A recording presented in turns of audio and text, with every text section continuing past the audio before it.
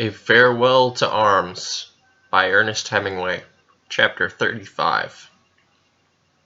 Catherine went along the lake to the little hotel to see Ferguson, and I sat in the bar and read the papers. There were comfortable leather chairs in the bar, and I sat in one of them and read until the barman came in. The army had not stood at the Tagliamento. They were falling back to the Piave. I remembered the Piave. The railroad crossed it near Sandona, going up to the front. It was deep and slow there, and quite narrow. Down below there were mosquito marshes and canals. There were some lovely villas. Once, before the war, going up to Cortino d'Ampezzo, I had gone along it for several hours in the hills. Up there it looked like a trout stream, flowing swiftly with shallow stretches and pools under the shadow of the rocks. The road turned off from it at Cadore. I wondered how the army that was up there would come down. The barman came in. "Count Greffi was asking for you," he said. "Who?" "Count Greffi. You remember the old man who was here when you were here before?" "Is he here?" "Yes, he's here with his niece. I told him you were here. He wants you to play billiards." "Where is he?" "He's taking a walk." "How is he?" "He's younger than ever. He drank 3 champagne cocktails last night before dinner." "How's his billiard game?" "Good. He beat me. When I told him you were here, he was very pleased. There's nobody here for him to play with." Count Greffi was 94 years old. He had been a contemporary of Metternich, and was an old man with white hair and mustache and beautiful manners. He had been in the diplomatic service of both Austria and Italy, and his birthday parties were the great social event of Milan. He was living to be 100 years old, and played a smoothly fluent game of billiards that contrasted with his own 94-year-old brittleness. I had met him when I had been at Stresa once before out of season, and while we played billiards we drank champagne. I thought it was a splendid custom, and he gave me 15 points in 100 and beat me. "Why didn't you tell me he was here?" "I forgot it." "Who else is here?" "No one you know. There are only 6 people altogether." "What are you doing now?" "Nothing." "Come on out fishing." "I could come for an hour." "Come on, bring the trolling line." The barman put on a coat and we went out. We went down and got a boat, and I rowed while the barman sat in the stern and let out the line with a spinner and a heavy sinker on the end to troll for lake trout. We rowed along the shore, the barman holding the line in his hand and giving it occasional jerks forward. Stresa looked very deserted from the lake. There were the long rows of bare trees, the big hotels, and the closed villas. I rowed across to Isola Bella and went close to the walls, where the water deepened sharply, and you saw the rock wall slanting down in the clear water, and then up and along to the fisherman's island. The sun was under a cloud, and the water was dark and smooth and very cold. We did not have a strike, though. We saw some circles on the water from rising fish. I rowed up opposite the fisherman's island, where there were boats drawn up and men were mending nets. "Should we get a drink?" "All right." I brought the boat up to the stone pier, and the barman pulled in the line, coiling it on the bottom of the boat and hooking the spinner on the edge of the gunwale. I stepped out and tied the boat. We went into a little cafe, sat at a bare wooden table and ordered vermouth. "Are you tired from rowing?" "No." "I'll row back," he said. "I like to row." "Maybe if you hold the line it will change the luck." "All right." "Tell me, how goes the war?" "Rotten." "I don't have to go. I'm too old, like Count Greffi." "Maybe you'll have to go yet." "Next year they'll call my class, but I won't go." "What will you do?" "Get out of the country. I wouldn't go to war. I was at the war once in Abyssinia. Nix. Why do you go? I don't know. I was a fool. Have another vermouth? All right. The barman rowed back. We trolled up the lake, beyond Stresa, and then down not far from shore. I held the taut line and felt the faint pulsing of the spinner revolving while I looked at the dark November water of the lake and the deserted shore. The barman rowed with long strokes, and on the forward thrust of the boat the line throbbed. Once I had a strike. The line hardened suddenly and jerked back, and I pulled and felt the live weight of the trout, and then the line throbbed again. I had missed him. Did he feel big? Pretty big. Once, when I was out trolling alone, I had the line in my teeth, and one struck and nearly took my mouth out. The best way is to have it over your leg, I said. Then you feel it and don't lose your teeth. I put my hand in the water. It was very cold. We were almost opposite the hotel now. I have to go in, the barman said, to be there for 11 o'clock. L'heure du cocktail. All right. I pulled in the line and wrapped it on a stick notched at each end. The barman put the boat in a little slip in the stone wall and locked it with a chain and padlock. Any time you want it, he said. I'll give you the key. Thanks. We went up to the hotel and into the bar. I did not want another drink so early in the morning, so I went up to our room. The maid had just finished doing the room, and Catherine was not back yet. I lay down on the bed and tried to keep from thinking. When Catherine came back, it was all right again. Ferguson was downstairs, she said. She was coming to lunch.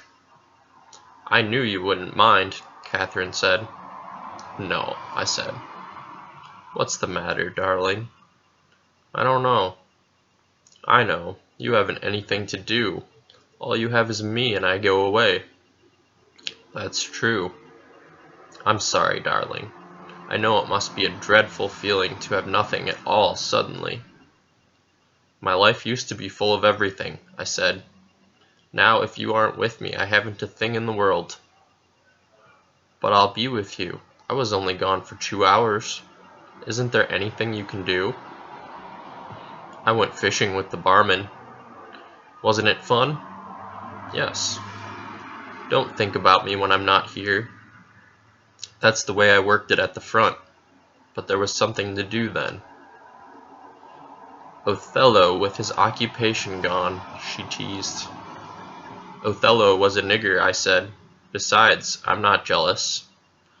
I'm just so in love with you that there isn't anything else. Will you be a good boy and be nice to Ferguson? I'm always nice to Ferguson unless she curses me. Be nice to her. That's how much we have, and she hasn't anything. I don't think she wants what we have. You don't know much, darling, for such a wise boy. I'll be nice to her. I know you will. You're so sweet. She won't stay afterward, will she? No, I'll get rid of her. And then we'll come up here? Of course. What do you think I want to do? We went downstairs to have lunch with Ferguson. She was very impressed by the hotel and the splendor of the dining room. We had a good lunch with a couple of bottles of white Capri. Count Greffy came into the dining room and bowed to us. His niece, who looked a little like my grandmother, was with him. I told Catherine and Ferguson about him, and Ferguson was very impressed. The hotel was very big and grand and empty, but the food was good. The wine was very pleasant, and finally the wine made us all feel very well. Catherine had no need to feel any better. She was very happy. Ferguson became quite cheerful. I felt very well myself. After lunch, Ferguson went back to her hotel. She was going to lie down for a while after lunch, she said. Along late in the afternoon, someone knocked on our door. Who is it? The Count Greffy wishes to know if you will play billiards with him. I looked at my watch. I had taken it off and it was under the pillow. Do you have to go, darling? Catherine whispered. I think I'd better. The watch was 4:15. Out loud I said, Tell the Count Greffy I will be in the billiard room at 5:00. At 5:15 I kissed Catherine goodbye and went into the bathroom to dress. Knotting my tie and looking in the glass, I looked strange to myself in the civilian clothes.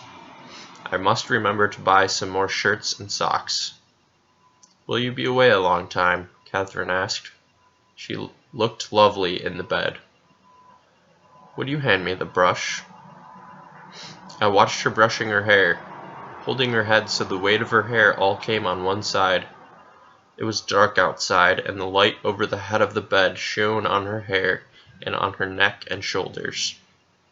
I went over and kissed her, and held her hand with the brush, and her head sunk back on the pillow. I kissed her neck and shoulders. I felt faint with loving her so much. I don't want to go away. I don't want you to go away.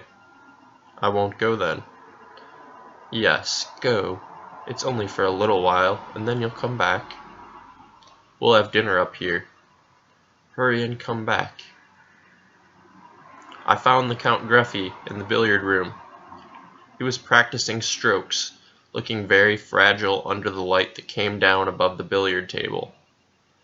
On a card table, a little way beyond the light, was a silver icing bucket with the necks and corks of 2 champagne bottles showing above the ice.